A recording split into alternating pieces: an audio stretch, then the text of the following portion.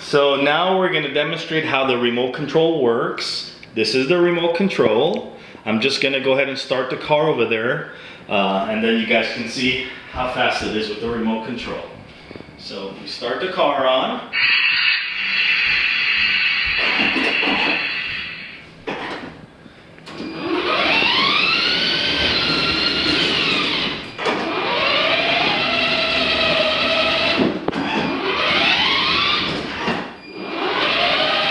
You actually get 5 miles an hour on high speed.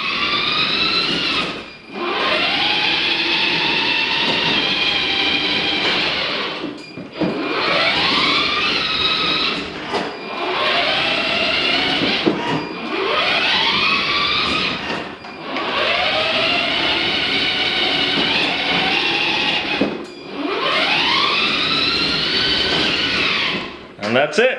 Thank you for watching.